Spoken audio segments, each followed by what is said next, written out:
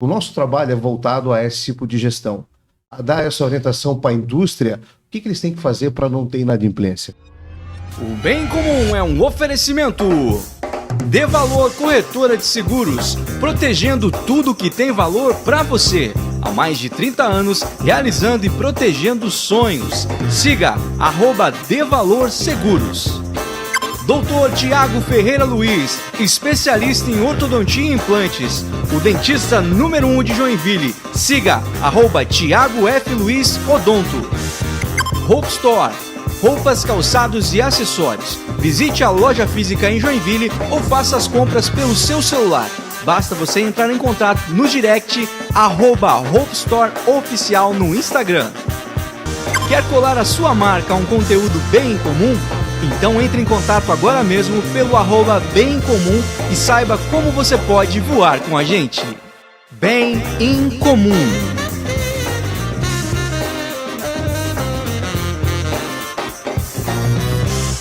Olá, seja muito bem-vindo ao Bem Comum Podcast. Eu sou o seu host, Rafael Fortes. Estamos chegando para todo o planeta Terra. Onde tiver um sinal de internet, a gente está chegando. Hoje, um papo muito especial sobre um assunto muito especial. Mas antes de nós chegar nesse assunto, vocês entenderem do que se trata esse papo de hoje, eu vou apresentar para vocês os caras que vão me ajudar a chegar nesse assunto, debater esse tema aqui, que é inadimplência e outras paradas aí. Hoje eu tô aqui com eles, Maurício e Johnny. Sejam bem-vindos, meus irmãos. Beleza, Rafa? Obrigado. Agradeço o convite. Tamo junto. O Johnny é esse menino pequeno aí, gente. O Rafael também manifesta aí a minha gratidão pelo convite. Não sei se eu comentei contigo, te conheci por meio do Jefferson Petri, né? Que legal. Jefferson Petri é o diretor do Procon lá de Aracaju. Como a gente debate muito sobre inadimplência, inclusive conheci ele por meio também da cobrança, no segmento de cobrança. E aí quando a gente queria falar sobre esse bate-papo, ele sugeriu e tal, daí de certa forma intermediou o nosso contato e fico feliz aí, muito envaidecido pelo convite também. Perfeito, perfeito. Eu fico feliz que deu certo vocês virem aqui. O papo vai ser demais, mas eu acho que antes da gente chegar a falar sobre esse assunto, é muito interessante que as pessoas conheçam um pouco mais do perfil de vocês, saber o que vocês fazem, de onde vocês vieram. Aqui um pouquinho que a gente conversou antes de iniciar aqui com vocês, já deu para perceber que os caras, um sabe de muita história, um cara aí é um historiador, tem muita informação. Fala de futebol, não, o cara tem um repertório fera mesmo. E o outro aqui já foi um ex-atleta, então a gente tem muito assunto. Queria começar com você, Maurício. De onde você é, cara? Qual que é a tua origem? Como é que tu... Bacana, de onde você veio? Bacana, Rafa. Rafa, eu sou um dos poucos que nasceu em Joinville. Geralmente quem aqui em Joinville, vou ver de fora, os pais vieram. Eu, 160 episódios aí, 45 joinvilenses, talvez. É o teu caso, por exemplo. Não sou daqui. Eu sou nato, orgulho dessa cidade, apesar da gente estar sempre na estrada, mas Joinville está no nosso coração. Joinville é uma cidade muito especial, aqui que nós conseguimos também montar a nossa empresa. Você é cria de que bairro aqui, Maurício? Cara, eu sou cria do bairro Boa Vista, cara. Tenho um carinho pelo Boa Vista. Depois que eu casei, vim morar aqui no Floresta, aqui ouvi o barulho do trem. Você veio pra Zona Sul. Grande Comasa, né? Grande Comasa do Boa Vista. Ô Maurício, qual que eram as coisas que você gostava quando você era mais jovem? O que você curtia fazer no Boa Vista? Eu sempre tive bons amigos que jogavam muito mais futebol do que eu, por assim dizer, né? Então eu estava sempre envolvido. Você era boleirinho? Boleirinho, eu sempre era um bom, né? Eu era um bom banco. Esforçado. Eu era um bom banco. Então tu gostava da resenha. A resenha era o principal. Eu que agitava, que fazia todo o agito. Mas sempre gostei, mas até os 17 anos eu tinha essa vontade. Mas eu percebi realmente que tinha gente muito melhor do que eu e fui estudar. Aí acabei entrando nesse ramo que eu tô até hoje há 26 anos. Mas quando que surgiu, assim, tipo, escolher o que você quer fazer da vida? Meu pai tinha um sonho que eu fosse ferramenteiro. Eu era ruim pra caramba com... Muitos pais joinvilenses acreditavam que isso aí era o sonho, era o desejo dele. Há uns anos atrás era mesmo. Aqui ao lado, inclusive, nós tínhamos uma escola aqui famosa, o CESITA, era o CIS, hoje é o Sedup? Sedup, né? Uma escola técnica. Segue fortíssimo. Existiam duas muito fortes, que era o Sedup, que na época CIS, e também a escola técnica, na formação ali de ferramenteiros. Mas eu me identifiquei que o negócio da ferramenta, da mecânica, da lima, da morsa não era comigo. Aí eu acabei indo para um lado mais administrativo, aí fui trabalhar a convite para trabalhar numa loja de esportes. Na época eu jogava futebol e tinha uma loja aqui de Joinville famosa que quem jogava um pouquinho futebol, eles contratavam, né? Eu acabei indo lá para trabalhar nessa loja, aí mudei a minha área, deixei meu pai um pouco desapontado. E lá nessa loja eu encontrei uma pessoa que era do ramo, que é voltado sempre à inadimplência, e ele me convidou. Cobrança. Que inclusive é teu conterrâneo lá de Laranjeiras do Sul, saudoso Heriberto Padilha, o Heriberto Amâncio Padilha. Aí eu comecei a trabalhar com ele, fiquei 2 anos com ele, aí aprendi mais desse ramo, mais dessa estrutura de cobrança, aí fui convidado para trabalhar numa outra, Rafa, onde eu acabei ficando por 16 anos. Uhum. Aí lá eu desenvolvi... Ou seja, você deu certo muito rápido no que você ia fazer da vida, né? Porque tem gente que, pô, cara, é uma novela pra até achar onde se encaixa. Ou tipo, cara, eu gosto disso aqui, eu sei fazer isso aqui, eu sou bom nisso aqui, eu vou fazer isso aqui. Tem gente que demora pra achar esse lugar, né? O cara vai enfim, arrumar bicicleta até vender trufa, entendeu? Até achar onde que ele se encaixa. Eu gosto mais de gente, eu gosto mais de computador, eu gosto mais de máquina. Então, você se achou rápido, né? É verdade. Sabia que uma característica que eu acho que eu me adaptei fácil pessoas. Eu gosto muito de pessoas, eu gosto muito de conversar, eu gosto muito de relacionamento, conversas sadias, conversas boas. E no ramo que eu comecei a atuar como vendedor, eu sempre me identifiquei com isso, porque as pessoas que iam na nossa loja eram pessoas já bem resolvidas também, esclarecidas e gostavam de conversar. Assunto bom, papo bom, e sobre vários temas. Então ali eu percebi que realmente eu estava tendo um crescimento já intelectual, porque as pessoas que eu conversava, de certa forma, até Jones, eram pessoas mais experientes que eu. Tu vai absorvendo informação. Absorve, isso me ajudou muito.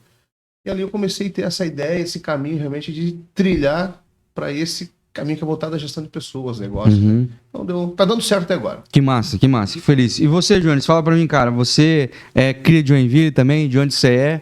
Como é que foi essa tua história aí? Não, na verdade também sou cria aqui de Joinville, né? Moro na região sul aí desde 1994. O famoso Paranaguamirim, né? Ah, tu és S raiz, pô. Aí é raiz, né? O Panágua é raiz. E de certa forma também estou nesse segmento desde 2008, então deve estar fazendo beirando uns 15 anos já. Diferente do Maurício, comecei direto já no segmento da produção, então trabalhei na Tupi, trabalhei na Termotécnica, trabalhei na Whirlpool. E aí, cansado de usar a roupa azul lá e o sapatão com bico de ferro, aí... E greve. Sindicalista. E aí eu resolvi sair do segmento e comecei a fazer aí a faculdade de Direito. E já faz aí um certo tempo que eu concluí e fui me aventurar aí nas raias da justiça, sabe? Não, peraí. Eu quero que você pulou uma parte importantíssima. Da minha carreira. Não, ele pulou uma parte aí que você vai talvez lembrar dele agora. Você que não lembrou do Jones agora, você que é joinvilense aí das antigas, acompanha futebol. O Jones é um atleta e já fez parte dessa história. Conta essa parte, como é que você pulou esse pedaço? Na verdade, no meu período aí de juventude, entre 2000 e 2004... eu tive uma passagem pelo Caxias, aqui de Joinville, né? Joguei a base pelo Caxias. Aí em 2004 cheguei lá no profissional, tive a oportunidade de fazer parte do grupo. Inclusive o grupo aí que, de certa forma, foi vice-campeão do estado, se eu não me engano, 2003 ou 2004. Acho que ele foi Figueirense foi campeão. Passaram a mão. Então daí de lá eu também... Mas integral não, Jones? Como é que era atleta nessa época aí? Totalmente dedicado ao futebol. Massa, treino cara. De manhã, à tarde, concentra final de semana, domingo vai pro jogo, segunda folga, terça começa de novo. Então o pessoal acha que a carreira do jogador de futebol ela é tranquila, mas é penosa. É algo que tu abdica de muita coisa para ter um salário satisfatório. Porém, aqui no Brasil, menos de 1% dos jogadores eles têm um salário que realmente seja um condizente, nível aí de Série A, né? A grande maioria aí vive com 2, 3, 4 salários mínimos, então é uma profissão muito injusta. Se não tiver um empresário muito bom, de certa forma, às vezes tu pode ficar pelo caminho, né? Então, depois do Caxias, tive uma passagem pelo Kinderman de caçador, né? Hoje o Kinderman, ele é muito reconhecido no futebol feminino. Sim. Né? Fui pra Chapecoense, fiquei um tempo também na Chapecoense, e de lá eu resolvi desistir. Eu já tava com meus idos dos 19 anos e resolvi desistir, resolvi estudar. Futebol tem isso também, né, cara? Tem tempo, né, cara? Tem que ter tempo. Então, assim, pode ser que até os 19, 20 anos aconteceu alguma coisa, tua carreira tranquilo, vai avançar, mas pode ser que não. Então, na dúvida, eu preferi estudar e daí foi quando eu entrei na produção, mas já me formei também em ferramentaria, o Maurício comentou, Comecei na Assessoritec e terminei na Escola Técnica Tupi. Atuei na fundição da Tupi também, na área da usinagem. E depois eu fui, em 2008, para o segmento de cobrança, a convite de uma colega de faculdade que me colocou no segmento. E a empresa que o Maurício, quando eu cheguei lá, o Maurício já estava lá, o quê? Uns 10 anos? Uns 10 anos, mais ou menos. E aí nos conhecemos lá também nessa empresa de cobrança. E depois, em 2016, fui fazer parte aí da Consult com o Maurício. E lá a gente está avançando muito, está criando muitos negócios e acho que a gente está prosperando junto lá, né? Com certeza. Legal, eu quero falar da Consult com vocês, mas antes quero saber, Jones, o que você resolveu fazer direito, cara? Você tá ligado que é uma das faculdades mais difíceis que tem de fazer, tem que ler muito, tem que estudar muito. Pô, já não chegava tu ter treinado de manhã, de tarde, jogar de noite e tal. Você pensou, vou fazer uma faculdade também, vou fazer uma bem difícil. O que resolveu de fazer direito, cara? Na verdade, eu sempre gostei muito de me comunicar. Então, quando eu fiz direito, realmente foram 5 anos aí muito penosos, tá? Foram anos aí que eu abdiquei de sair final de semana, abdiquei dos prazeres da vida para poder ter uma condição melhor hoje. Mas realmente é uma faculdade muito difícil, é uma faculdade que exige, não é aquela faculdade que agora eu vou levar pelas tampas, vou fazer como eu posso.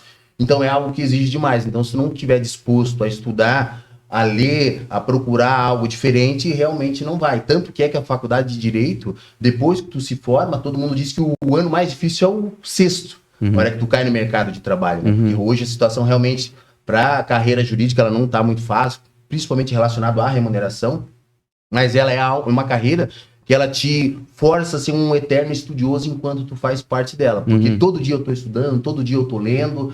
Inclusive, atualmente eu sou mestrando também em ciências jurídicas. Eu tenho acho eu que eu tenho vocação para ensinar, então eu gostaria muito de dar aula também. Então até a metade do ano que vem eu concluo essa pós-graduação, o meu mestrado em ciências jurídicas, para que eu também utilize aí a carreira da docência como uma opção aí suplementar. Que maneiro. Mas é realmente algo muito difícil, né, cara? Difícil, difícil, é leitura demais. Eu tinha momentos, Rafael, lá pelo 3º, 4º ano, que eu ficava 12 horas estudando no sábado, 12 horas estudando no domingo. Porque, de certa forma, claro que tem muito profissional que reclama, é ruim isso, é ruim aquilo, mas depende muito que tipo de profissional que tu se lançou no mercado. Então, acho que em todas as carreiras tem pessoas boas e pessoas ruins. Mas o que muito determina quem vai ser, realmente, sou eu mesmo, porque eu sou o produto do meio, né? Então, eu acredito que existe espaço ainda, de certa forma, para crescer muito nessa carreira, mas eu concordo também que ela está defasada, mas se o profissional for diferente, com certeza ele tem espaço no mercado. E aí, cara, nunca se falou tanto sobre direito, né, cara? Eu acho que nos últimos anos eu não tinha ouvido falar tanto sobre o assunto, sobre legislação, sobre lei, e você entender qual a função de cada um no processo jurídico, né, cara? Acho que o assunto tá muito forte. Eu assisti Suits e eu pensei, cara, que troço legal, acho que eu quero ser advogado. Você gostava de quê? Do Mike ou do Harvey? Os dois, cara. Os dois é maneiro. Era fera. Os dois é maneiro. Um muito inteligente, um tá sempre um passo à frente, o outro dava um jeito, né, cara? O outro dava um jeito de resolver. Mas eu achava muito legal. Mas daí descobri que não é tão bonito assim quanto parece lá. Parece ser muito mais difícil. Só pra OAB ali já é um parto aquilo ali, né? Mas tudo bem. Bem, apresentados pra vocês, agora você já sabe quem são essas figuras que estão aqui com a gente. E agora você sabe que os caras não são qualquer um. Eles têm história, têm repertório. E agora a gente vai falar um pouquinho sobre a empresa, cara. Quero falar sobre a Consult. Vamos lá. Como é que apareceu, Maurício? Como é que surgiu a empresa e qual que é o mercado que vocês atuam? Perfeito, legal. Rafa, na nossa ideia, eu como já estava há muitos anos trabalhando em uma empresa do segmento muito próximo, eu tenho 2 sócias, né? Deixa eu falar um pouquinho da Vanessa e da Chay.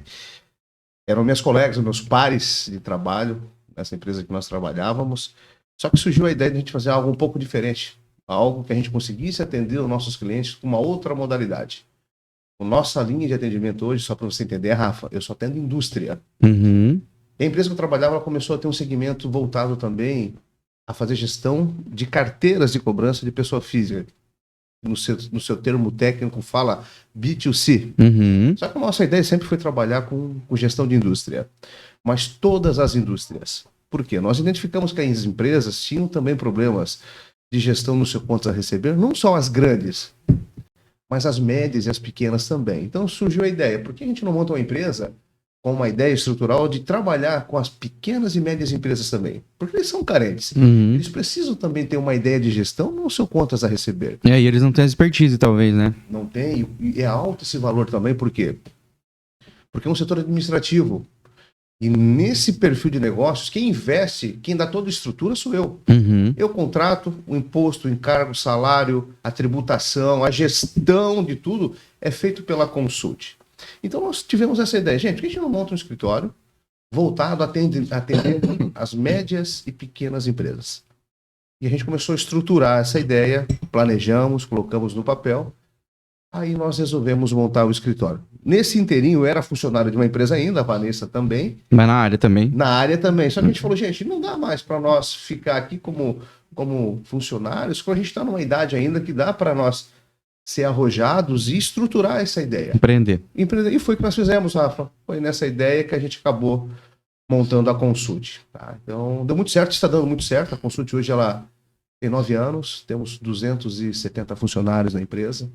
A nossa área de atuação hoje ela é a nível Brasil, também América do Sul e alguns clientes nós atendemos também no continente europeu. Nossa. Fazendo cobrança. Uhum. Porque se existe uma inadimplência aqui, o Dionísio vai me ajudar. Eu vou citar um exemplo, até conversei com um cliente, eu posso citar teu nome ali? Não pode. É porque são vários. Existe um compliance também. Cada cliente que nós fechamos um contrato, Rafa, eu tenho um compliance de todas as informações sigilosas, porque eu trabalho diretamente com dados, informações desse cliente, e o crédito também entra na minha conta. Ou seja, toda a gestão que eu faço da carteira de inadimplência, ela entra na minha conta e eu repasso para a indústria no próximo dia. Por que eu queria assuntar contigo esse tema, né? O que a gente faz de diferente também? A cobrança internacional ela tem um viés um pouco diferente. Por exemplo, Tigre. Eu faço toda a gestão da carteira da Tigre hoje. A partir de 2 dias de atraso, eles mandam para a Consult fazer a gestão. Só que a Tigre ela tem filiais. Tem filiais na Colômbia, tem filiais no Peru, tem filial nos Estados Unidos. Então, a inadimplência de todas as filiais também vem para a Consult. Então, eu tenho que ter um contato também, né, com o financeiro ou com o departamento de cobrança ou com os inadimplentes daquela região. Então, por isso que a gente também acaba atuando em várias regiões fora o... Mas você chega a ter funcionários lá ou o negócio é remoto? Ótima pergunta. Nós não temos ainda por uma questão estratégica e até porque esses funcionários nossos, como já tem uma fluência também no idioma, eles conseguem desenvolver esse trabalho. Dá para fazer. Dá para fazer na boa, sem problema nenhum. Eu acho que, bem, hoje em dia não precisa muito, então, acho que 90% das empresas aí, principalmente na área de tecnologia, hoje em dia não tem funcionários num lugar, né? Os caras estão remotamente. Tem um exemplo aqui da SAP, da SAP. A SAP tinha uma unidade aqui em Porto Alegre que tinha 3 mil funcionários. Ela fechou toda a unidade, trabalho todo remoto. Aqui no Brasil, as grandes empresas lá, vou citar 2, Ambev, JBS, que tinham escritórios comerciais, não tem mais, é tudo remoto. Enfim, podemos citar vários exemplos, porque deu muito certo. Funciona. A gestão que foi feita para isso também deu muito certo. É claro que muitos tiveram que aprender um pouco na marra, né? Porque veio a pandemia e a habilidade que existia, até mesmo a tecnologia, não estava tão avançada assim. Aí começou a vir plataformas ali como o Zoom, né? Algumas outras que veio o Teams, que começaram aí sim fazer um trabalho diferente para fazer o atendimento e o trabalho também remoto. Acelerou esse processo, né, da galera. Acelerou. Isso é um hábito já comum muito forte nos Estados Unidos, é um comum. Sim. Mas por que também isso? Existe lá uma questão cultural disso, né? E existe um estudo muito claro dizendo que... Tava com medo do brasileiro da Miguel, eu acho. Da Miguel. Metia a nossa cultura e às vezes não... Olha, deixa eu te falar da experiência que a gente teve nesse aspecto remoto aí, olha, sou impressionado. Era muito comum a gente perceber que um colaborador ia trabalhar, mas ia de bermuda, ia de chinelo, só com a camiseta. Uns percebia claramente o filho passando por trás, não deixava o pai trabalhar. Outros tu via que estava fazendo comida, lavando a roupa. E a gente percebeu que para o nosso negócio não estava dando muito certo. Nós tentamos. Te juro que, falando um pouco aqui da nossa região, Brasil, e aqui da nossa cultura, não deu certo dentro do nosso segmento. O que a gente teve que fazer? Então, o Dionísio acompanhou isso, porque existem leis envolvidas também, a partir do momento que o funcionário vai trabalhar em casa, a gente tem que ter umas regras que protegem isso também. Até o funcionário também eu, né? Também quero ter um resultado. Se eu contrato um funcionário para trabalhar em casa, tem que me atingir um resultado mínimo, porque eu sou contratado pela indústria para entregar resultado. Certo. Isso não embora, né, Maurício? Nós temos aí, Rafael, em torno hoje, o total que uns 40 comerciais, considerando interno e externo. 40 comerciais. E como a gente tem comercial em Goiânia, São Paulo, Bahia, Minas Gerais. Então, esse pessoal, eles trabalham, de certa forma, home na casa deles, lá na localidade. Porque tem, por exemplo, no Rio Grande do Sul nós temos dois hoje, né? Temos duas, né? Temos dois. Então, tem muito bairrismo lá, né? Então, Sim. de certa forma, o pessoal daqui, Curitiba, por exemplo, é um pessoal que... É melhor para que seja de lá. Alguém que seja de lá. Então, tem esse pessoal, sim, que trabalha remoto hoje, mas ali, talvez o que o Maurício se refira, o pessoal da cobrança em si, a operação que faz o resultado acontecer, Bem esse é melhor enfatizado. que esteja dentro da empresa. Por quê? Porque, de certa forma, muito por conta das campanhas que a gente faz, muito pela questão do agito do dia a dia, o nosso trabalho lá ele não é um trabalho penoso, uma penúria, meu Deus, vou ter que ir lá. Não, lá eles passam um dia rindo, fazendo festa, campanha. Geralmente chega aí no final do mês, eles são agraciados, ou vai ter lá uma festa, ou vai ter um chopp. Então essa comunhão de esforços, todo mundo junto, a gente vê isso se traduz em resultado e perde um pouco, embora eu tenha mais comodidade de trabalhar em casa, mas isso se perde um pouco quando eu tô lá. E eu tenho que dividir a minha atenção com o filho, com o marido, então isso acaba, de certa forma, assim, afastando um pouco o resultado. Então, estrategicamente, tem alguns realmente que trabalham home, que trabalham distante, e tem o pessoal que fica lá dentro, que daí a gente trabalha no formato de sinergia para fazer com que todo mundo busque o mesmo resultado. Mas isso é legal mesmo, é legal. Eu tenho alguns colegas que partiram para o home office e foi também temporário, alguns ainda estão e vão se manter porque funcionou, mas alguns você falava que tinha muita reunião para reunião, assim, tinha que ficar fazendo muita call. Fazer uma reunião para marcar a reunião. Que era uma coisa que quando vocês estão no mesmo prédio ali, você passa pela mesa do fulano e em 1 minuto você já brifa, ou já pergunta, já resolve, né? E aí com essa, às 3 horas eu vou te dar uma ligadinha só pra gente dar uma afinada em tal assunto, porque 3h30 tem outra coisa e eu preciso dessas respostas, enfim. É uma coisa que quando vocês estão no mesmo prédio, tu passa pela mesa da pessoa, tomando café ali, tu já mata aquilo ali, não perde tempo, né? Exatamente. É uma dinâmica que funciona melhor presencialmente. Eu imagino que, como você falou ali, tem essa questão de vocês, tem os objetivos, tem as metas, obviamente, tem os prazos também, né? Que vocês devem trabalhar muito com isso, né? E estando naquilo ali, vocês conseguem movimentar todo mundo, gente, hoje nós vamos atacar nessa frente aqui, hoje é esse tipo de... Agiliza o processo. A estratégia, né? Interessante. Eu queria saber, cara, de que forma que impacta a vida, vocês aí que estão... Quanto tempo de empresa, desculpa? Nós fizemos 9 anos, estamos 10 anos, próximo a 9 anos. Uma década aí de consult. Em 10 anos, cara, qual que é o filtro que vocês fazem, assim, de o quanto impacta a vida das empresas? Vocês falaram que trabalham com empresas de vários tamanhos, né? Eu imagino que para empresas grandes, os caras têm algumas garantias, é até mais fácil fazer algumas manobras ali, paralisar um setor, talvez, quando dá um BO muito grande, vamos dar um tempo aqui, já aconteceu muito, a gente sabe, né? A gente tem notícias, as grandes não escapam, né? Todo mundo vai falar, paralisou tal área da fábrica por conta de XY, a gente não sabe o que tem por trás, né? Mas a gente sabe que paralisou. Mas as pequenas e médias empresas, às vezes, não tem fôlego, cara. Quando começa a não entrar o dinheiro que deveria estar entrando no caixa, começa a bater o desespero. Qual que é o, tipo assim, nesse histórico de vocês, de quase uma década, assim, o impacto da inadimplência nas empresas, como isso tem afetado o mercado e tudo mais, e se tem alguma história que vocês sabem, assim, de gente que beirou, fechar ou até fechou, assim. Ô, Rafa, até o Jones vai compartilhar alguma coisa, mas eu te digo que as indústrias vêm sofreram aí, né? Principalmente no seu caixa, porque o mercado produtivo deles, a gente entende que eles têm que comprar o produto, produzir e fabricar e vender. Só que quando eles não recebem, a cadeia deles está tendo problema. Então, nessa linha, a terceirização da inadimplência conosco é um grande aliado da indústria. Mas nós percebemos que nos anos 5, 6 anos para cá, a grande indústria, eu digo de modo geral, vem sofrendo porque os altos custos da matéria-prima. Então, tá difícil hoje realmente eles fazerem uma gestão realmente inteligente da venda do produto junto com o recebimento. Então, nesse período que nós entramos, aí que a Consult entra realmente dando para eles ideias, subsídios e também dando a eles alguma orientação perita para poder ajudá-los. Como, por exemplo, né, nós desenhamos de uma forma muito clara com eles régua de cobrança. Porque esse setor dentro da indústria não era um setor administrado, porque eles entendiam que fabricando o produto estava legal e vendendo, só que eles não tinham preocupação no recebimento. Por que começaram a ter essa preocupação? Porque realmente a inadimplência começou a ficar alta. A taxa de juros ficou alta e o caixa começou a ficar apertado. Aí que nós entramos a Consult dando para eles as ideias. E uma das ideias que a gente fez com as empresas hoje é realmente pedir que eles façam um CRM hoje de crédito, de cobrança, de uma forma muito bem inteligente, planejada, ajustada.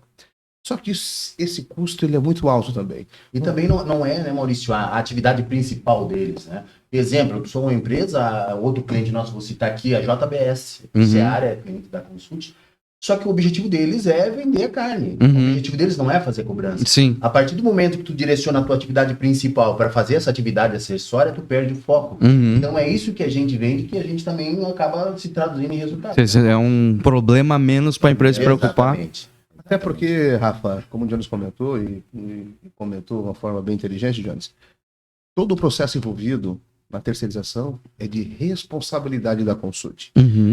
As pessoas, né? Eu até comentei rapidamente no nosso início do nosso bate-papo. Mas gerenciar uma pessoa não é fácil. Um funcionário hoje, ele é caro. Um funcionário hoje, quando ele está comigo, ele está de corpo e alma. Eu treino essa pessoa. Ele tem um acompanhamento muito azeitado para que esse cara fique comigo na empresa. Então, o custo envolvido dele é meu.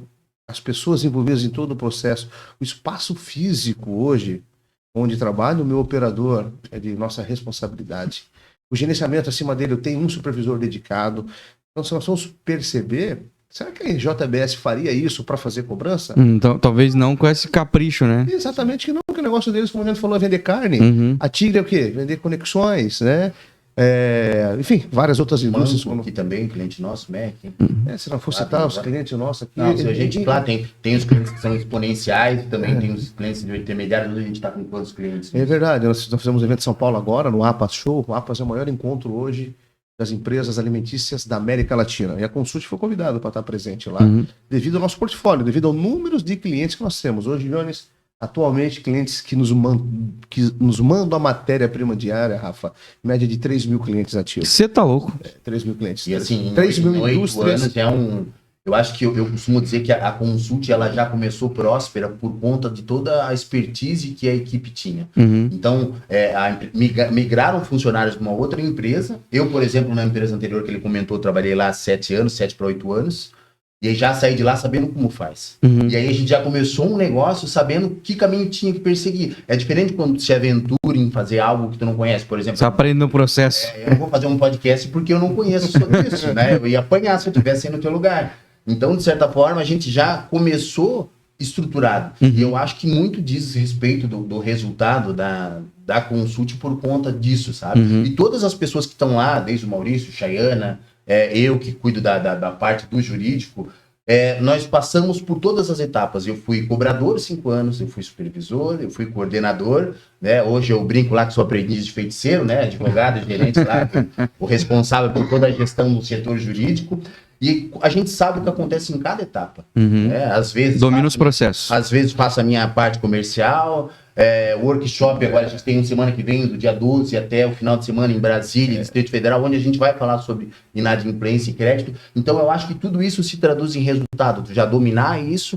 Então eu digo aí com propriedade que, claro, nós temos outras empresas aí que estão mais tempo no mercado, mas a Consult, de certa forma, está muito engajada e ela é uma referência no segmento do que ela faz hoje, a nível nacional. É verdade. E até eu quero aproveitar para citar uma situação, principalmente quando tu questionou ali o Maurício, como que a Consult, de certa forma, ela contribui, como que, de certa forma, o que ela muda, né, dentro do segmento das empresas. Porque a gente olha pro cenário e a gente tem notícia, como a gente fala. Eu não sei das médias e pequenas, como vocês falaram que atende até esses, a gente não tem acesso. Vocês citaram gigantescas, né? Sim. Mas assim, a gente já sabe que essas são afetadas, essas vão dar notícia, por mais que a assessoria de imprensa interna tente camuflar ou dizer que é outra coisa, que enfim. Mas eu imagino que vocês têm o dado de saber, tipo, não é bem isso que está saindo na notícia, o problema deles é alguém que não está pagando, alguém que está devendo muito há muito tempo, enfim. Mas as pequenas empresas que não são notícia, eu imagino que elas sofrem muito. E essas abrem e fecham, as pessoas nem sabem, às vezes por conta de alguém que está devendo para elas, né? Ou por não ter mais crédito para poder recorrer. Quando a grande é afetada, indiretamente a pequena também é, porque é uma reação em cadeia, né? Se eu te trazer dados aí do nosso cenário hoje atual Eu não sou economista, né? Eu sei de economia o mesmo que eu sei de álgebra, né? A gente brinca, é o básico, né? Mas eu acho que para a atividade que a gente exerce tem que ter um mínimo de conhecimento. Hoje, só para ter uma noção, Rafael, a gente tem 70 mil inadimplentes pessoas físicas no Brasil. Corresponde à população da França. 70 milhões? É muito, 70 milhões, desculpa, né? Falei 70 milhões. Corresponde à população da França. É muita coisa. Ou seja, de pessoa física, né? Pessoa física, né? Chegando nesse cenário. Ou seja, 43%. É o número que o Ciro Gomes gosta. Ele tem na manga esse número aí.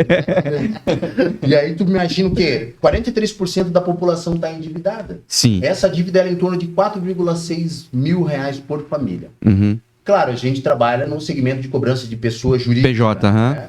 Porém, quem é o detentor do capital, quem incrementa a atividade da pessoa jurídica é a pessoa física. Uhum. Então, se ela perder o poder de compra, vai afetar a pessoa jurídica. Uhum. E levando em consideração os dados de pessoa jurídica, e detalhe, tá? Esses dados, eu posso dizer para ti que pode procurar em qualquer informação aí de sites relevantes que trazem questões relacionadas à economia. A pessoa jurídica hoje, ela está com mais ou menos 6,8 milhões de empresas, pessoas jurídicas endividadas. Hoje nós temos 20 milhões de pessoas jurídicas constituídas no país. Ou seja, a gente está com 30, alguma coisa de pessoas jurídicas endividadas. Uhum. E, como eu te disse, isso só chegou nesse percentual no ano de 2016. Então, assim, está crescendo demais. E o grande problema é que daí é uma questão que está mais relacionada à minha atividade do dia a dia, isso acaba contribuindo para quê? Pedido de recuperação judicial e falência. Falência, né? Comparado ao mesmo trimestre do ano passado, a gente tem mais ou menos aí 37,4% de aumento de pedido de recuperação judicial e 44,1% de pedido de falência. Ô, Jones, posso fazer um parênteses nessa tua colocação? Porque eu sou um ignorante no assunto, assim. A gente esse termo aqui em Joinville, pelo amor de Deus, né? Joinvilense que nunca ouviu falar sobre recuperação judicial e falência, tem só as 4 empresas grandes que já passaram por isso. Algumas ainda estão no processo, tem gente que nem recebeu. Exatamente. Enfim, mas como que funciona isso na prática, cara? Como é que uma empresa, ela chega... Para quem ela chega para chorar e falar, eu não aguento mais, eu não consigo. Tipo, para quem que ela pede socorro, em que ponto ela precisa estar para conseguir de alguma forma uma recuperação fiscal? Perfeito. O que acontece? O que é uma recuperação judicial? Primeiro, nós vimos aqui as grandes de Joinville, por exemplo, a gente tem o exemplo da Buscar, né, que passou por um bom tempo aí tentando se restabelecer, até que a recuperação judicial foi convolada em falência, ou seja, foi convertida num processo falimentar porque não prosperou. O que é a recuperação judicial hoje? Eu, empresa, contraí uma dívida. E eu, empresa, estou com um cenário que eu não consigo pagar todo mundo. E cada um quer receber de uma forma. Então eu entro no judiciário, a grosso modo, tá? Eu entro no judiciário e falo, juiz, eu estou numa situação que eu não consigo pagar todo mundo. O meu plano para pagar todo mundo é esse. E eu quero que esse plano seja votado pelos meus credores para ver se eles autorizam isso. A grande questão é que, agora falando de verdade como é que funciona, a grande parte das recuperações judiciais hoje no país, elas são fraudulentas, infelizmente. Tem Miguel. Vou te falar por quê. Vou te dizer o que é um plano de recuperação judicial. Ontem eu estava mexendo num processo desse. O que a empresa faz? Claro que tem aquelas empresas que querem se restabelecer e tem muito, infelizmente, aí, empresa mal intencionada. O que a mal intencionada faz? Compra bastante. Por isso que esse cenário atual que eu estou narrando para ti, ele é temerário. Compra torto e direito, compra muito. E aí depois que ela se capitalizou, agora ela contrata um advogado e faz um pedido de recuperação judicial e diz, excelência, estou numa situação complicada, não consigo pagar. E daí ele vai lá e apresenta que tipo de proposta. Eu vou te falar que eu vi ontem. Mas daí o cara tem que esconder número. Não, na verdade o que acontece? Ele consegue manipular isso. Por quê? Ele para de pagar. Claro que ele vai ter que apresentar o balanço, balancete, para pedir a recuperação judicial, porque um dos requisitos da recuperação judicial é que o juiz defina o processamento. O que é isso? Que o juiz avalie se formalmente, não, realmente, a situação dele está complicada, atender os requisitos da lei que ele pode pedir, então tranquilo, não, eu vou autorizar. E ele tem que demonstrar que ele está numa situação complicada. Mas para eu ficar numa situação complicada, isso é mais tranquilo de manipular. Eu deixo de pagar um, deixo de pagar outro, manipulo o documento, não emito nada. Se tiver 5 mil funcionários atrasar um mês a folha, já é um abraço pro gaiteiro, né? É mais ou menos isso. E daí o que esse pessoal faz? Ele chega em juízo, ele tá devendo para 700, primeiro ele comprou desses 700. E daí ele chega o seguinte, excelência, minha proposta, eu quero 80% de deságio nos 10 mil que eu devia pro Maurício. É isso. E aí não. 80% é o quê? Ele quer 80%, por exemplo, se ele devia 10 mil pro Maurício, eu pago 2 mil. Aham. Então eu quero 80% de deságio, eu devia 10, eu quero pagar 2. Só que daí eu vou pagar a primeira, depois de 2 anos que eu homologar o plano, e o plano demora aí, às vezes 5, 6, 7 anos para homologar, tá dependendo da situação. Daí eu pago 24 meses depois que homologar, daí eu não pago com juros, eu pago com ATR, que é a taxa referencial de atualização monetária, e aí eu pago 2 vezes por ano. E aí meu plano vai demorar 15 anos, excelência. E aí, o que acontece? Que daí chega no pequeno. O Maurício é pequeno, né? O que vai acontecer? Como é que o Maurício vai conseguir esperar tudo isso? A gente está falando do quê? De 20 anos para receber?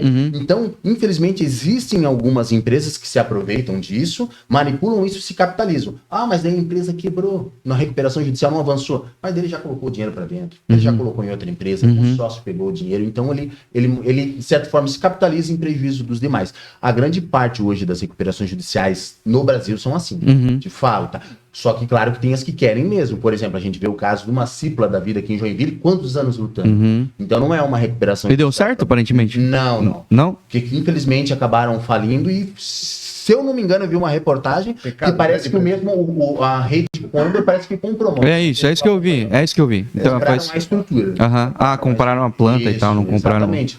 E aí não foi. Então, assim, hoje, daí tu me pergunta, vale a pena... Maurício pequeno, vender para mim e eu entrar com uma recuperação judicial, vale a pena pro Maurício? Não, eu vou me quebrar, vou quebrar o Maurício, vou quebrar o outro que deve pro Maurício e vira uma reação em cadeia. Então a recuperação judicial é isso. Eu levar todo mundo pro judiciário e falar, quero pagar assim. Claro que tem uma votação, só que se não for aprovada a votação, falência. Mas vai falir, o que acontece? E o que é a falência?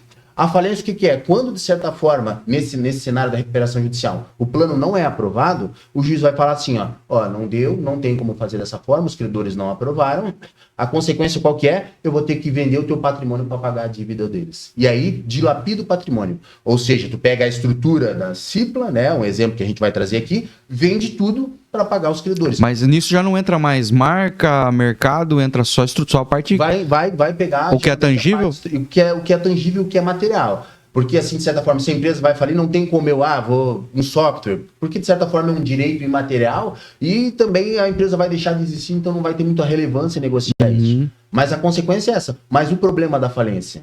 O problema é que o patrimônio não dá para pagar todo mundo. Se desse, o pessoal da Buscar já tinha recebido. Sim. Então, às vezes, o patrimônio não paga todo mundo. Então, alguns recebem. Quem recebe? Os credores trabalhistas primeiro. De certa forma, as dívidas com garantia real com o banco. A hora que chega no credor, que é o crédito que a gente chama de quilografário, que não tem preferência nenhuma, eu sou fornecedor e vendi, não recebi, aí não tem mais patrimônio. O que acontece? Fica vendo navios. Então, a falência é isso. É quando, de certa forma, não tem uma opção de recuperação judicial, porque não tem como se reerguer.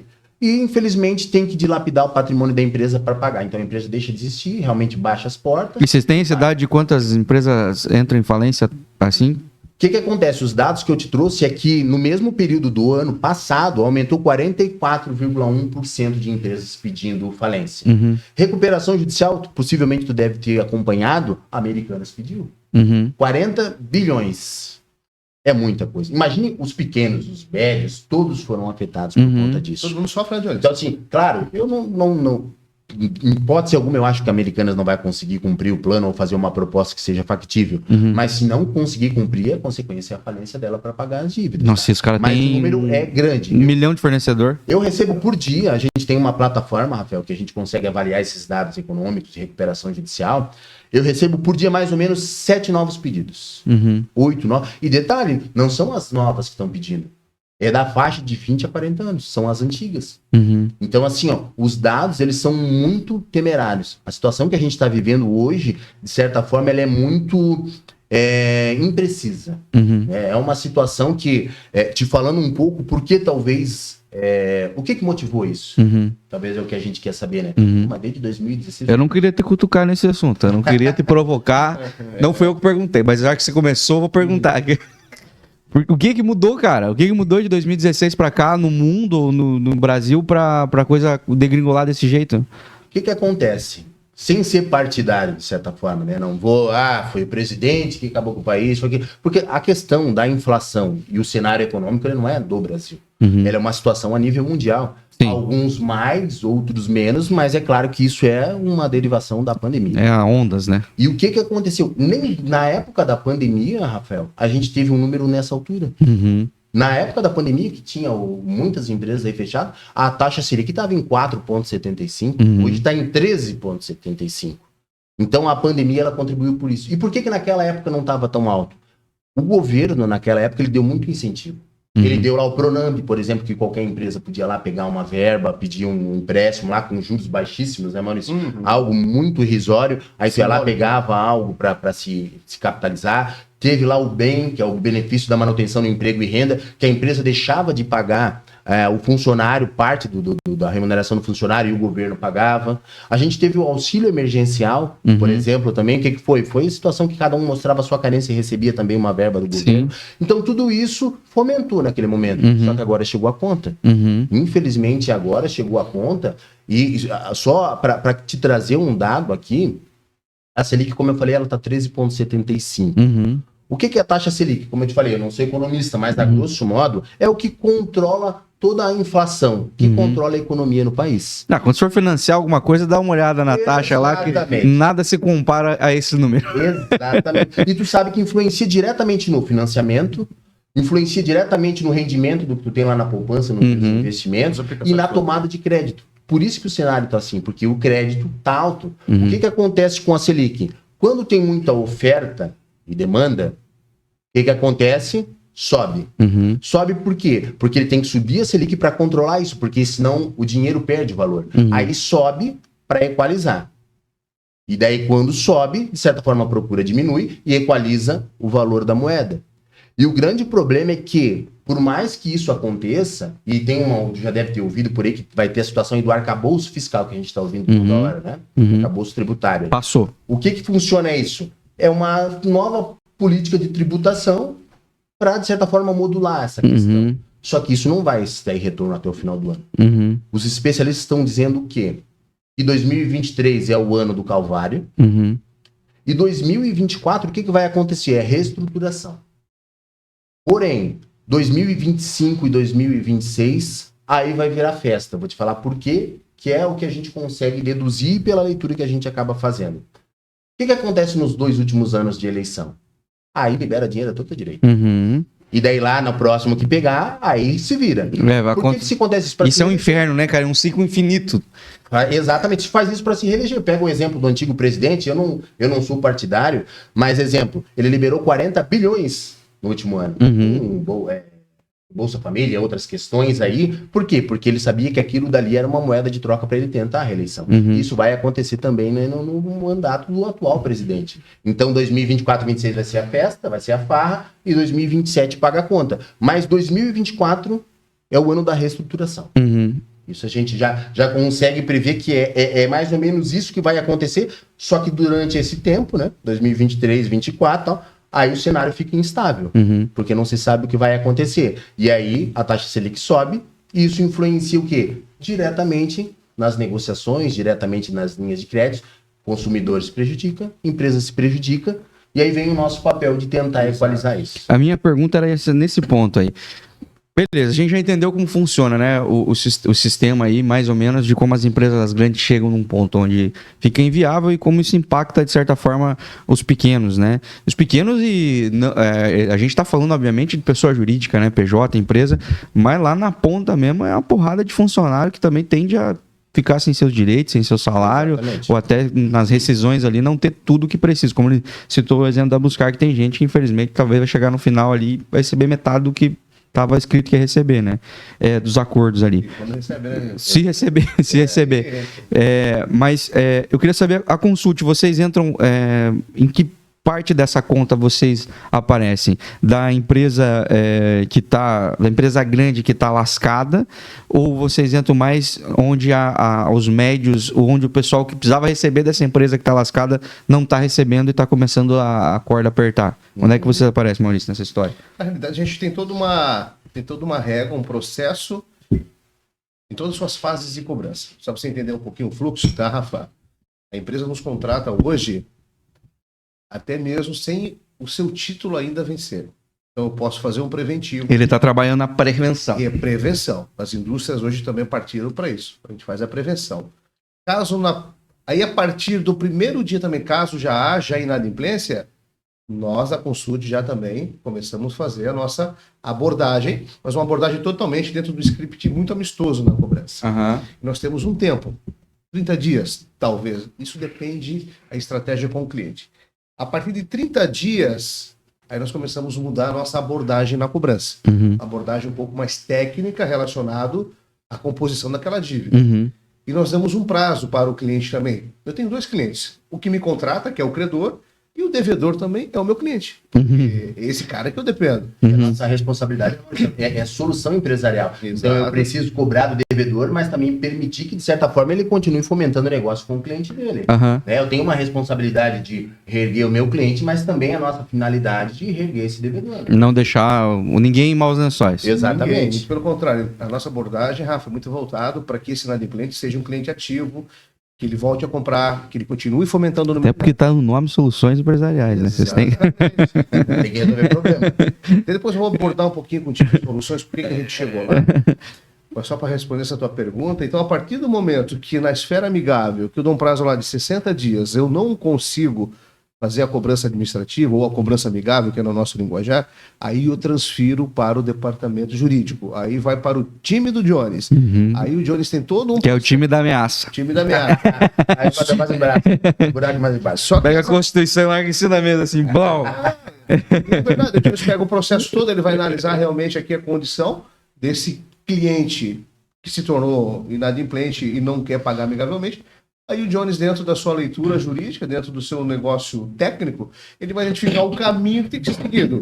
Ou uma execução, ou realmente um arresto. Aí é uma linguagem técnica, eu deixo para o Jones passar essa informação. Mas desse processo que o Jones vai entrar, que ele vai ter um caminho, se vai para uma recuperação, ou se esse inadimplente vai entrar em recuperação, ou a partir do processo ele vai entrar numa falência, mas aí o Jones que vai ter uma ideia técnica do processo. É assim, Johnny, mais ou menos? Sim, na verdade, essa estruturação que o Maurício falou é uma cronologia que tem dentro da empresa. Primeiro, a gente sempre tenta fazer o quê? Uma abordagem amistosa. A pergunta-chave é, Rafael, como é que tu pode pagar? O que tu tá precisando? Aquela abordagem que tinha no passado medieval, de ligar, te mandar para aquele lugar. Meia J. Ou tu paga, ou eu te apago, né? Mais ou menos assim. Prata ou plumo, como diria o Pablo Escobar.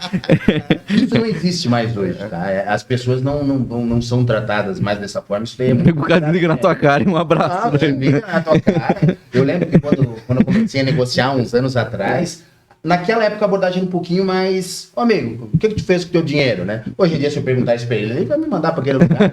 Assim, eu posso dizer que eu fui xingado de tudo no telefone já, né? 5 anos que eu me aventurei fazendo cobrança. Eu até sempre brinco, só não me chamaram de negão porque não me viram. Porque o resto, cara, de tudo eles... Só que assim, eu entendo também o devedor, a gente entende lá, a equipe é preparada pra isso, porque quando o cidadão ele tá devendo, ele não deve pra um, ele deve pra vários. E aí são 20, 30 cobradores ligando pro cara no dia inteiro. Então, assim, ó, não há de se pensar diferente que ele vai ter uma atitude natural, tranquila, de te atender. Que você não é o primeiro, provavelmente. Não é o primeiro. Então, assim, eu tô tirando o cara da atividade dele, que é fazer negócio, pra ele ficar falando comigo alguns minutos como é que tu vai pagar. Só que hoje a abordagem é muito diferente. Então, lá, quando começa na parte extrajudicial, a gente fala, cliente, a ideia é, tu não vai conseguir cobrar aqui. Manda pra cá, eu vou criar uma solução para ele pagar para ti. A gente fala, tem um brocário jurídico que a gente fala muito, que mais vale um mau acordo do que uma boa demanda. Então a gente sempre vai precisar procurar fazer um melhor acordo. Só que, claro, tem que ser bom para o devedor e para o nosso cliente. Quando isso não é possível, quando o devedor é resistente, porque dentro dessa gama de devedores também tem um mal intencionado. Sempre tem a laranja podre. Aí ele fala que não vai te pagar, tô comprando com fulano, não preciso mais de ti. Esse cara, aí eu não vou tentar convencer ele a cumprir uma obrigação que ele sabe que é de responsabilidade dele. Né? Aí, de certa forma, vai pro jurídico. Eu vou fazer uma avaliação e aí, de certa forma, eu vou ver se ele é um potencial pagador em juízo, se ele tem patrimônio, se, de certa forma, tem alguma forma de eu compelir ele a pagar, ou seja, obrigar ele a pagar. Se eu ver que isso está presente, eu vou falar, cliente, olha só, ele tá na rede social, tá andando de iate no caixadaço, né? Ele tá tomando champanhe, né? Tá tomando lá um Royal Salute. Salute. E aí, de certa forma, ele não quer te pagar. Então, assim, esse cara é aquele que ele só vai te pagar a hora que incomodar ele. E aí a gente busca, de certa forma, manejar uma ação judicial para isso.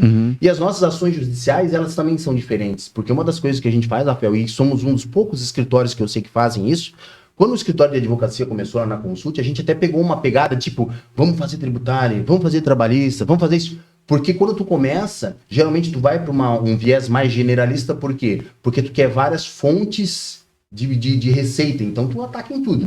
Depois de um tempo, eu costumo sempre falar o seguinte, que não tem como tu ser referência em alguma coisa fazendo de tudo. O que a gente faz? Daí a gente se especializou para isso. Então hoje eu tenho assim, milhares de ações lá no escritório, e dessas ações o que a gente costuma fazer, que a gente sabe que os outros não fazem, é mandar alguém, mesmo quando a ação está em curso, mandar alguém lá na porta daquela empresa e mais uma vez ele bate lá e fala, Rafael, tem uma ação, a gente pode penhorar aí o teu faturamento, pode penhorar um imóvel que está no nome da pessoa jurídica, mas o que a gente quer, como é que tu pode pagar? Mais uma vez a gente faz isso. E daí o que acontece? Mais de 60% do nosso resultado hoje, não estou dizendo que a gente tem 60% de resultado, tá? Porque não tem. É claro que no jurídico isso não existe. Se alguém falar que tem, é um discurso falacioso. Mas do nosso resultado, 60% desse resultado ele se dá por quê? Por conta dessa visita presencial que a gente vai lá na porta do devedor e amigo, tem um processo, eu quero saber o que eu posso fazer agora. Se não vai bater aí, tu vai ter uma conta penhorada. E até quando eu comecei a conversar com o Petri, que daí eu te conheci, foi porque estava uma discussão, não sei se tu acompanhou aí. Bloqueio de CNH de quem está devendo. Sim. Isso aí, eles propagaram essa notícia. Funciona, João? Isso não, eu vou te explicar. Funciona. Rafael, aqui em Santa Catarina nós fomos um dos primeiros a conseguir. Mas tem gente que dirige sem CNH e não é um grande problema. Deixa eu te falar que a minha ficou vencida um bom tempo. Eu andando, falei, gente, eu tô com a CNH vencida já há mais de um ano.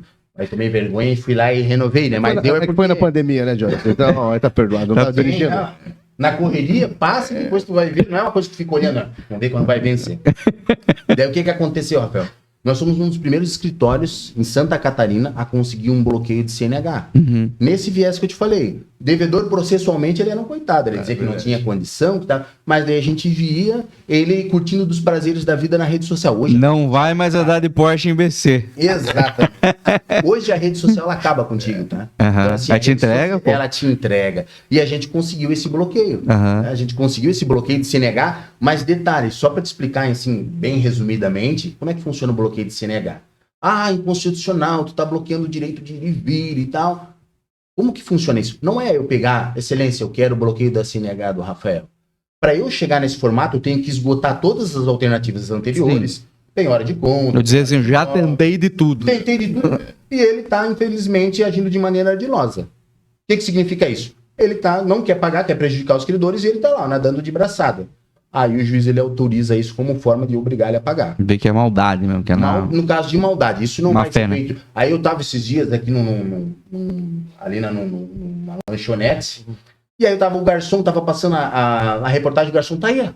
Olha o que o Lula fez. Eu falei, não, amigo, não é assim. Eles não vão bloquear. É que eu tenho um irmão que é taxista. Eu falei, não, isso nem agora nem antes. Quando o veículo ele é um incremento da tua atividade econômica, ele não pode ser penhorado. Exemplo, eu não posso vir aqui levar o teu microfone se tu estiver me devendo, porque isso é o que provém do teu sustento. Então isso não é assim, é um discurso que tão sensacionalista, e aí a gente fez entender, né? Mas não só bloqueio de CNH, a gente já conseguiu, por exemplo, bloqueio de passaporte.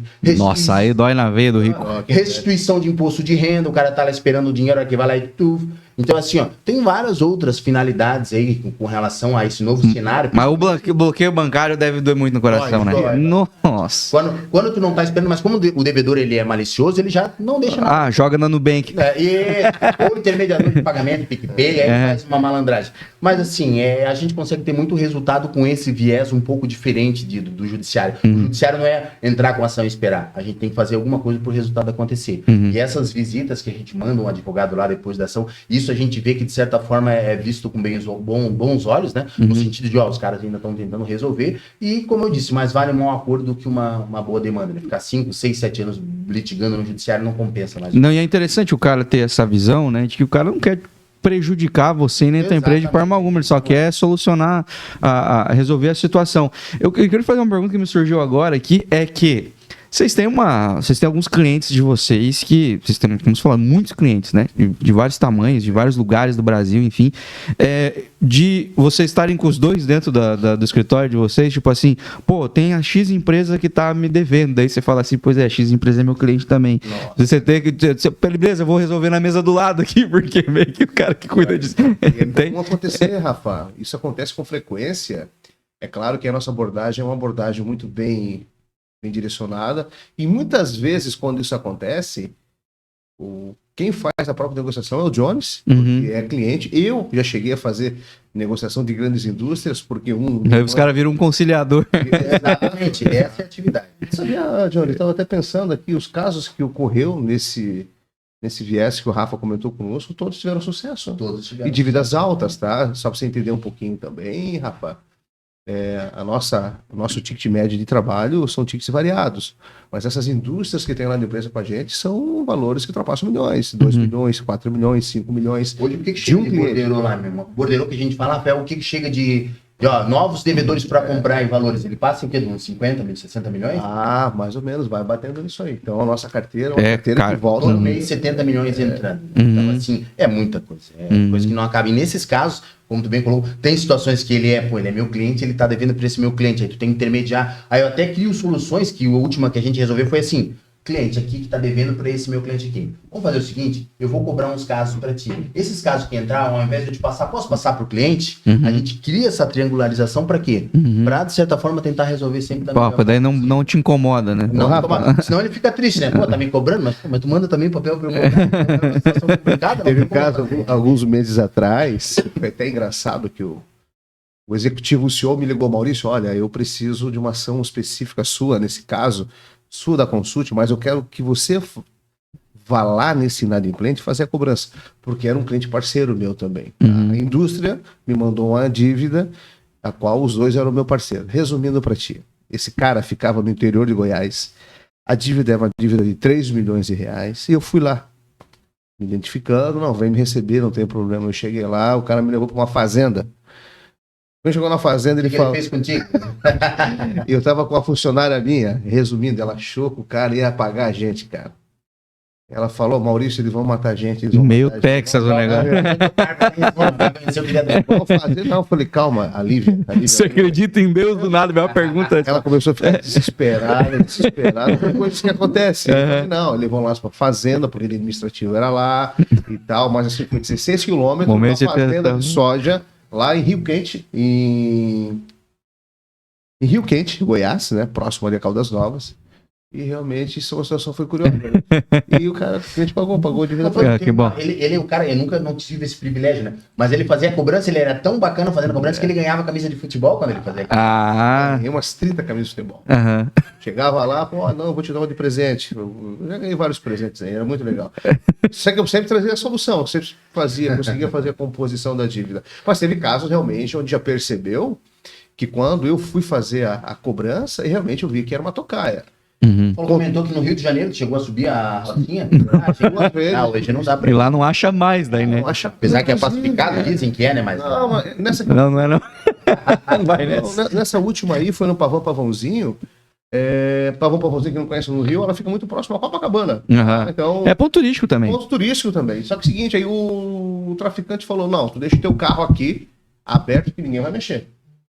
Ninguém vai mexer realmente. A condição para subir era deixar o carro. Deixar o carro, claro, deu um caixinha pro moço lá, pro traficante e tal, ou a pessoa que tava cuidando. Que lugar bom de fazer negociação, cara. Lá dentro tinha uma grande indústria que fomentava lá uma empresa de ventiladores. Eles fabricavam ventiladores lá na Pavãozinho.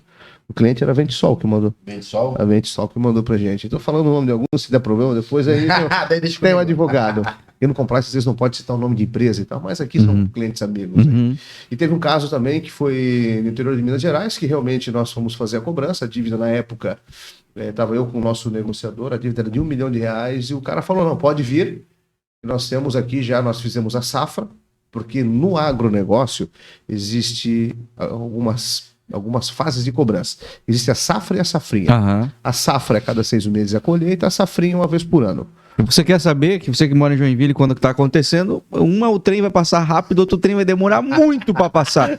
Aí você sabe que você tá na safra. A analogia é mais ou menos isso que É, porque assim, quando tá na safra mesmo, bicho, o trem nunca mais termina de passar, cara. Vem batido de soja. É, muita. É vagão a dar com pau. Tem 2 máquinas no trem pra ter noção. Então, e assim, rapaz, nós percebemos claramente que quando nós somos convidados para lá receber esse crédito, nós íamos ser assaltados, até mesmo tendo aí um fim trágico. Aí. Mas graças a Deus o motorista que eu contratei naquela ocasião, muito ligado, ele falou, Maurício, eu conheço, aqui realmente é um setor perigoso, aqui existe uma não era uma facção lá em Minas, existe um nome, vamos lá, são perigosos. Um grupo criminoso. Criminosos. Cara, tu vai ter problema. Então eu falei, fica esperto. Uhum. E realmente, Jones, ele entrou com a gente de carro, ficou parado e falou, cara, vamos sair que os caras estão de tocaia. E eu tinha recebido na época em cash, os caras pagaram 500 mil reais. Ah, aí é esquema, né? Eles queriam esquempar lá, ia pagar e enterrar lá. Aham. Tal. Então isso a gente não faz mais. Isso a gente acabou. Isso era muito comum, ainda é no ramo do agronegócio. Porque o inadimplente é o fazendeiro, é o agricultor. São muitas pessoas de índole. Mas tem muitas pessoas também que são maquiavélicas. Né? Aham. A gente acabou, não. Ninguém mais hoje trabalha com cash. É transação bancária, nem que vai lá, pegue ele, leve ao banco, traga novamente. Mas são situações aí que a gente... Não, porque é perigoso, é um volume grande ali, cara. E o cara vai dizer que pagou, né? Falar, o que aconteceu depois que ele saiu daqui não é minha responsabilidade. Teve um caso, isso foi mais ou menos 15 anos atrás, eu acompanhei. Isso foi também no estado de Goiás, isso foi em Jussara. Isso não foi na minha empresa, foi uma empresa de São Paulo, né? Isso aí repercutiu o Brasil. Um negociador acabou chegando nessa fazenda para fazer uma cobrança e falou lá para o inadimplente, olha, caso você não pague aqui essa dívida, nós vamos ter que te executar. Só que o executar era judicialmente. O inadimplente entendeu que era executar. O cara tem que cuidar o que fala. Conheceu o criador. Eu tenho um jornal, temos que trazer. Resumindo, o inadimplente matou o cara. Você se sentiu ameaçado. Ele matou o negociador. Porque ele achou que ia ser executado, só que a execução ali é uma execução judicial. E ele não conseguiu entender. São curiosidades que acontecem. Que loucura. Mas, de modo geral, é tudo bem tranquilo.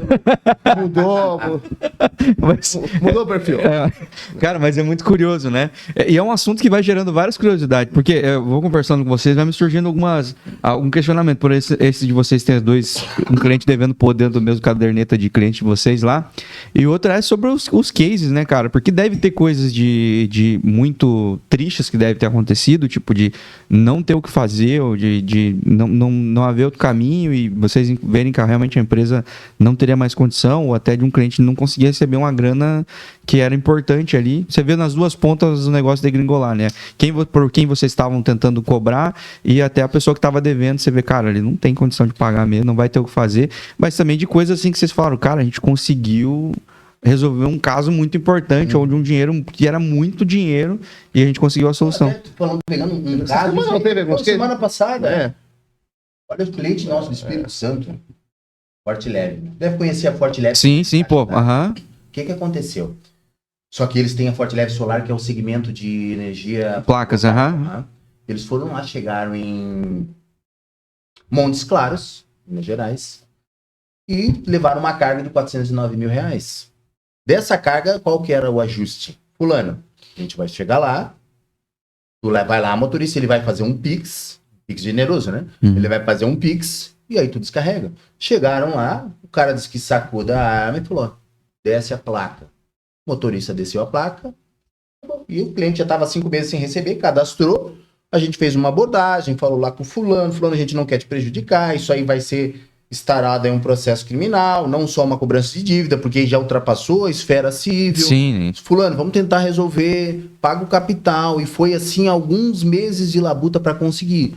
E ele foi lá e pagou essa semana. Então, perceba uma situação, não sei porque naquele momento ele resolveu agir daquela forma, mas a gente, foi o capital, mas não foi os juros. Eu falei, amigo, nessa situação, o que ele pagar tá valendo. Tá? Não perder já é muito... Não perder, porque vai entrar com a ação que ele vai fazer, ele vai sumir do mapa. Como a gente teve situações aí de uma moça que comprou a venda já foi errada na época, né? Porque imagina uma pessoa física foi lá e comprar 2 milhões numa empresa de tecnologia. Comprou, pegou todo o material periférico de informática, onde que ela tá? Em Londres. Aí a gente entrou com uma ação, aí tem uma carta rogatória para ela ser citada lá. Então assim, aí casou com um pastor influente, não lembro o nome dele agora, e tá lá em Londres curtindo os benefícios da vida.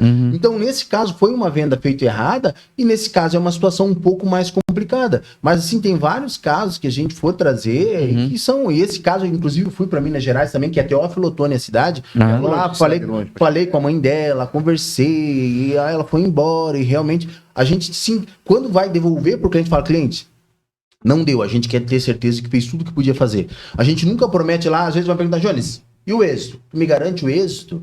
A única coisa que a gente garante é que a gente se devolver, de certa forma, a tua cobrança, quer ter certeza de que nenhuma outra empresa vai cobrar. Porque tudo que a gente fez, dentro do que a gente esgotou as possibilidades. Então, por isso que realmente eu acredito que a gente aí tá crescendo e tá se tornando cada vez mais referência. Teve uma situação também de falar das coisas ruins. Acho que foi até curioso. Eu comentei contigo do recibo do guardanapo, não? Fui fazer uma cobrança. Recibo no guardanapo? Vou te explicar. Essa foi, pra mim, eu acho que foi na minha história aí de negociador. Na realidade, eu sou dono da empresa, né, Rafa? Mas eu, durante muitos anos, eu fui negociador e gosto de fazer cobrança. Né? E continua negociando o contrato. Né? Continuo negociando. Hoje, todos os clientes, todas as indústrias passam pelo meu crivo. Eu que visito as indústrias. Então, hoje eu sou do time comercial. Mas a minha paixão, falo para ti com muita certeza. O Johnny sabe disso. Eu sou apaixonado por fazer negociação, por ser negociador. Uma vez eu fiz uma cobrança aí em Cuiabá. Eu vou lembrar o nome da empresa, me lembro o nome do doce, eu vou falar o nome da empresa, Curtume União. Essa empresa, ela era a maior do Brasil em couros. Elas compravam os couros para beneficiar e vender para as fábricas de calçados, principalmente no eixo de São Paulo, aí, Sertão, Franca, né? Que Franca é forte mais, né? E fui fazer uma cobrança para eles. O credor, na época, que me contratou foi a Bung Alimentos. E falou, Maurício, eu quero que você vá. Então eu fui para Cuiabá, fiquei 2 dias negociando. E ele falou, Maurício, eu não vou te pagar. Minha condição permite, mas eu tenho outras prioridades. Então, para mim, foi uma facada no estômago. Só que eu desenvolvi com ele ali teve uma boa afinidade. Ele falou, Maurício, eu não vou te pagar, mas a nossa amizade continua. Então, à noite, eu sei que tu está hospedado ali no Deville, então eu vou te pegar ali e do lado tem um restaurante. Soube dessa história ou não? Eu me lembro mais ou menos vagamente, tu já contou. Do lado tem um restaurante ali, não vou recordar agora. Vamos jantar ali, bater papo, eu falo um pouco mais da minha vida pra ti. Falei, já saí de lá, sem perspectiva de receber. Eu tinha que ir embora no outro dia, então eu precisava jantar. Falei, vou aceitar o teu convite. Então. Aí ele chegou, me pegou no hotel, fomos jantar, batemos um papo num restaurante tranquilo. Ele levou a esposa dele, inclusive. Porque a esposa dele gostava do Sul e queria saber como é que tava, que ele queria vir passar férias em Balneário. Levou a esposa para jantar conosco. E na hora do jantar e bate-papo, ele olhou para mim e disse, pô, Marco, parece um cara gente boa. E a Bung me ajudou muito, então eu vou te pagar. Só que a dívida era de R$2 milhões. Pouca coisa. Na época, isso foi 2010, então, há 13 anos atrás. R$4 milhões, não nada subiu agora. Foi 2009, que tava um calor do caramba em Cuiabá. Cuiabá já é quente. É um sol pra cada um, né? Só que aquele tava demais, tava assim de arrepiar. Aí eu falei, poxa, eu vou ficar feliz de pagar, então eu vou te pagar agora. Pegou o cheque. Ele pegou o cheque. Só que ele tava um pouco alegre, tinha tomado um chopp, né? Estratégia, né? Ele fez o cheque do valor da dívida pra mim, tal. Ele lembrava das duplicatas, pô, mais ou menos. Aí eu liguei. Aqui já era tarde, pro Jackson, é um colega, pra ver se ele tinha as informações da duplicata. Aí ele falou, Maurício, não precisa. Tá aqui o cheque, o valor da dívida. Só faz um recibo num guardanapo. Ele pegou um guardanapo. Nunca me esqueça aquela cena. Até aí eu falei, não, o cara tá de sacanagem. O cheque não vai ter fundo, né? Exatamente. Mas isso era uma quinta-feira. Cara, esse cheque não vai compensar. Mas tu foi de 0 esperança para 1% de esperança já, né? 0. Resumindo pra ti, ó. Fiz o recibo no guardanapo, aqui nas coxas mesmo. O cheque na mão. Eu fui no outro banco outro dia, o cheque tinha fundo, cara. Acreditado. Foi absurdo. Aquilo foi um case pra mim incrível. Pô, porque fora situações, relacionamento com o cliente, rendeu um bom variável de comissionamento para a empresa. E eu aprendi que não adianta, cara. A gente tem, se eu fosse um cara também, eu levei uma lição de estudo. Se eu fosse um cara arrogante, prepotente e não desse uma atenção especial, fala, não me pagou, eu não vou sair contigo, tá ficando louco. Ou fosse arrogante até mesmo na negociação, eu não teria recebido. Eu entendi, justifiquei, argumentei de todos os cantos. Se ali, eu mesmo esgotando a possibilidade, tivesse um tom de ameaça com ele, se eu não tivesse um equilíbrio emocional com ele, Fatalmente eu não receberia. Mas como eu consegui também, eu estava pensando num plano B, mas não para aquele momento. Ele mesmo que acabou dando a solução de a gente jantar e me pagar ali 2 milhões e tantos à vista, num bar, 2 horas da manhã. E no outro dia o cheque compensou. Gente, eu lembro que deu festa na empresa, pararam tudo o escritório. É inacreditável até, né? Não é comum, né? Não tem só Hoje coisa não ruim. sei se aconteceria, né? Mas... Só que assim, Rafa, isso são os casos bons, mas também, só para concluir minha fala, eu fico muito triste também quando nós fizemos alguma visita em algum cliente que é inadimplente, que é o devedor. A gente está lá na empresa, a gente percebe a condição dele triste, que está com os funcionários, que está tentando pagar suas contas, tentando pagar seus impostos, para que ele possa manter a empresa aberta. E tu chega lá, tu percebe que esse cara não tem condições, tu percebe que ele está na iminência de fechar. Ele tem família, tem filhos, ele precisa dar um subsídio a essa família. Isso para mim me dói. Eu, como dono, não sei como é que é manter uma estrutura grande, manter uma família toda que está reunida lá. Mas quando um pai de família ele abre o seu negócio e não tem condições de pagar, eu vou te falar, isso me dói, cara. Algumas vezes, já cheguei a ficar emocionado e já cheguei também de chegar assim, ver que não tem condição de eu dar dinheiro do bolso para esse cara, pega aqui pra ti, vai fazer compra para a família. Porque eu sei que aquela empresa não ia ficar mais 2, 3, 4 dias aberto. Aí tu vê o desespero de um pai que não pode pagar ou levar comida para um filho em casa. E vou te falar que essa é a grande maioria das coisas que acontece hoje na pequena empresa brasileira. Lá na ponta, né? Lá no pequeno inadimplente. Naquela empresa que pensa hoje, que quer, puxa, eu vou abrir o meu negócio para me progredir, para me ser próspero. Essas empresas estão tendo problema. Muito problema. Então isso para nós, a gente fica muito triste. De forma geral, para a economia, isso é ruim, porque ele também não consome, ele não compra. Tá? E uma pessoa dessa... que fechou sua empresa vai ter que ir para o mercado de trabalho. E sem falar que esse cara ele fica desacreditado de empreender nesse país, ou de investir. E pode ser que o próximo negócio dele ele vai ter muito mais êxito, mas talvez ele nem queira mais. Porque ele fala, cara, eu já tentei empreender. Já teve uma situação, então... E é difícil com a marca, né? Negócio assim, já vai dar certo logo de cara. Então, às vezes, a gente erra até um momento acertar, né? Como eu disse, a Consult começou numa condição diferente, porque começou muito bem estruturada, mas se não poderia, tá? De certa forma, ainda também tentando espaço, e é normal. Se começou agora e já deu certo, já tá... alguma coisa tá errada. Porque geralmente faz parte da caminhada, ir, levantar, cair, levantar, então... Isso faz parte, mas nesse caso aí que o Maurício colocou, realmente, né? Ele teve essa decepção e talvez não venha empreender mais. Essa é uma coisa que a gente percebe muito, de forma muito comum dentro do nosso negócio. Isso é a situação que eu falaria assim, essa é a situação que me deixa triste dentro do meu segmento. De poder perceber que ainda existe muito pequeno empresário com problemas e que a gente sabe que não vão conseguir se levantar. Não vai se levantar. Ainda mais nesse cenário que a gente tem. Eu queria aproveitar o gancho disso que você falou, de, enfim, apresentar, para disponibilizar a empresa para a galera que está nos assistindo, porque como já lá no começo que foi cantada a pedra, a Consult trabalha com clientes de todos os tamanhos de empresa e tudo mais, né? E obviamente, talvez você vai procurar a Consult e a hora que você estiver desesperado, você não sabe mais como cobrar um cliente, ou enfim, você fala, cara, eu não sei mais o que fazer, e obviamente eles têm recursos para, talvez, muitas outras possibilidades que você não estava enxergando, porque é a expertise deles. Mas também dá para se antecipar isso, né? Perfeito. Dá para você não estar desesperado, você não tá por um fio de fechar a tua empresa e procurar a Consult. Muito pelo contrário, esse é o momento onde você procurar eles para que você saiba como se precaver de eventuais problemas de cobrança, né? Eles apresentem aí para a galera de todos os tamanhos de empresa que ainda não tem vocês como parceiros, se coloquem à disposição deles aí para estar protegendo esse setor tão importante que é o que faz a empresa girar, né? E a nossa tarefa, Rafa, nossa tarefa é ajudar as indústrias de todos os tamanhos a ser uma empresa que perdure no mercado. E para fazer isso, tem que ter parceiros ponta firme, como a Consult. O nosso trabalho é voltado a esse tipo de gestão, a dar essa orientação para a indústria. O que eles têm que fazer para não ter inadimplência? Como, por exemplo, estruturar uma régua de cobrança na empresa, estruturar um pós-venda, estruturar hoje a emissão do boletos da indústria. Então, são todas coisas que eu faço e que talvez a indústria não vem fazendo. Tal qual pequeno ou médio. É isso, Johnny? Isso não, e até, inclusive, né, por mais que A gente falou muito aqui de cobrança, né? Mas é uma empresa, ela começou fazendo cobrança, mas hoje o nosso métier de negócio ele é muito vasto.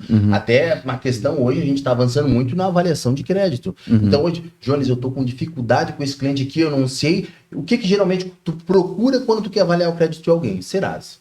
Só que o Serasa, de certa forma, é claro, né, é impossível hoje numa atividade empresarial tu não consultar ele. Só que as coisas mudaram tanto depois da pandemia que eu costumo falar que em 3 anos a gente evoluiu 30. E hoje só o Serasa, de certa forma, ele pode ficar um pouco relativizado porque tem várias outras formas de avaliar um crédito. Assim, ó, de maneira mais simples, hoje a gente tem um dossiê antifraude que a gente chama. Então, depois que ele viu o Serasa, ele ficou com um pouco de dúvida, ele... o Rafael, dá uma analisada aí, o que mais tu consegue visualizar? Nesse nosso dossiê eu vou além da análise de crédito. Tem situações, Rafael, que não adianta eu ver a tua capacidade de pagamento, porque a tua capacidade ela pode mudar. Mas a gente vai numa situação não de ver se tu pode pagar, mas se tu quer pagar. Sabe o que o Rafael quer pagar? Como que a gente visualiza isso? Pô, mas como é que vocês sabem se alguém quer pagar por alguns atos que ele exerce durante a vida dele? E o nosso dossiê, ele avalia o quê? A vida pregressa do Maurício. O que eu faço?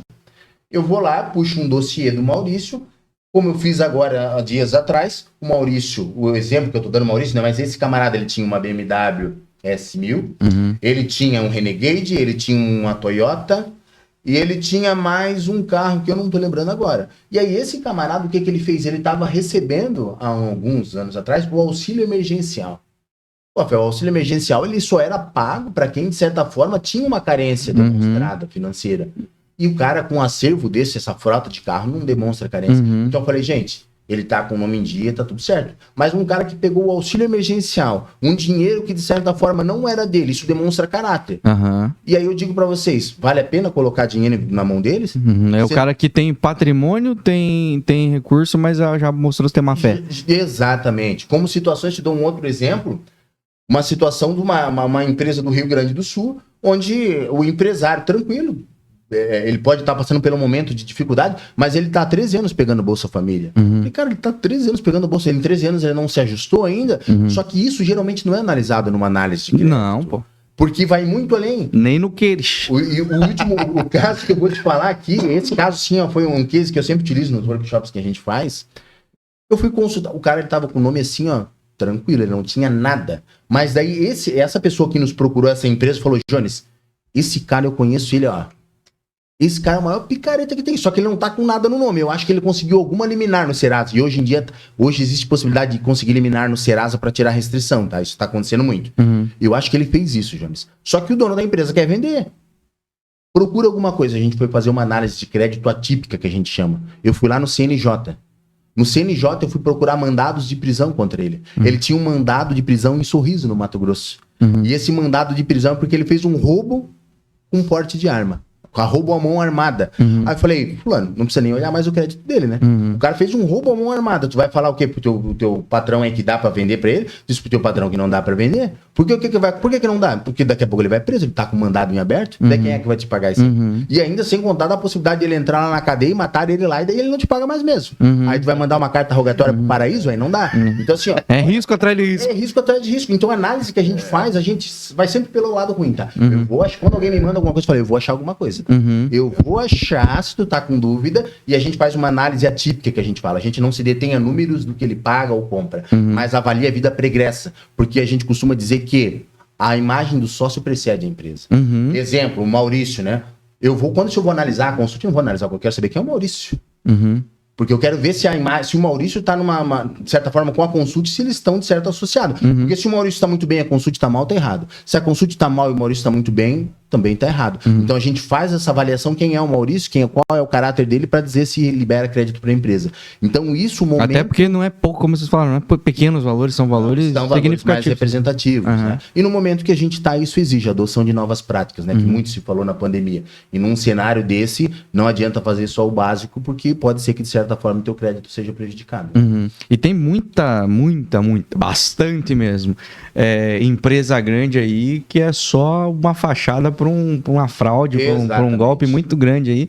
E toda semana a gente vê a notícia de um rombo violento, tanto para pessoa física quanto para jurídica. A Operação Mensageiro que teve aí agora, que foi preso prefeito de vários lugares, aí esse é um exemplo. Tinha uma engenharia grande aí da região que estava envolvido. Era simplesmente um esquema, né? Exato. Era nada mais que um esquema. Os caras usaram uma grande empresa como fachada. Exato. Mas, gente, então, pra você que gostou desse papo, você que se interessou pelos assuntos e você acha que faz sentido para você, para sua empresa ou até para alguma empresa que você conhece, por favor, manda esse vídeo para essa pessoa. E se você se sentir à vontade, entre em contato com o pessoal da Consult para você tomar um café. A gente brincou ali, Consult Soluções Financeiras. Então, empresariais. Então procure eles e descubra como eles podem levar soluções para a tua empresa, desde essa análise de crédito, de quem são possíveis parceiros de vocês, até aquele BO que pode surgir lá na frente, eles podem estar ajudando vocês a se livrar dele, se antecipar.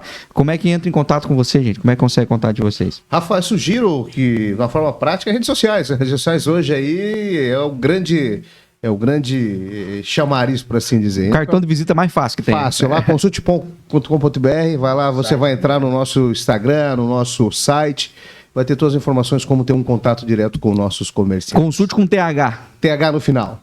Consulte. Gente, queria agradecer demais por esse papo, cara. Vou dizer pra vocês que pra mim foi esclarecedor. Muitos assuntos que a gente sabe superficialmente, as manchetes elas geralmente não são tão profundas na parte técnica desses assuntos. Como eu falei, essas notícias de problemas de inadimplência, essas notícias de empresas falindo, enfim, a gente ouve todo dia, porque a gente não faz ideia que a maioria delas está fazendo cambalacho e a gente não sabe também como elas poderiam ter resolvido isso. E vocês apresentaram pra gente aí grande esclarecimento sobre esse assunto, e eu falei para vocês no começo que ia ser um papo top demais.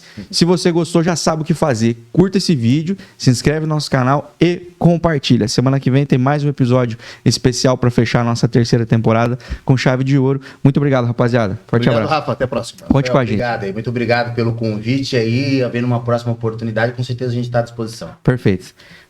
Deus abençoe você, um forte abraço e tchau, tchau. O Bem Comum é um oferecimento. Dê Valor Corretora de Seguros, protegendo tudo que tem valor para você. Há mais de 30 anos, realizando e protegendo sonhos. Siga @DeValorSeguros.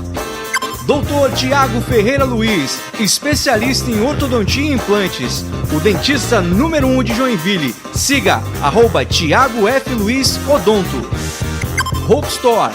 Roupas, calçados e acessórios. Visite a loja física em Joinville ou faça as compras pelo seu celular. Basta você entrar em contato no direct @Hope Store Oficial no Instagram. Quer colar a sua marca a um conteúdo bem em comum? Então entre em contato agora mesmo pelo @Bem em Comum e saiba como você pode voar com a gente. Bem em Comum.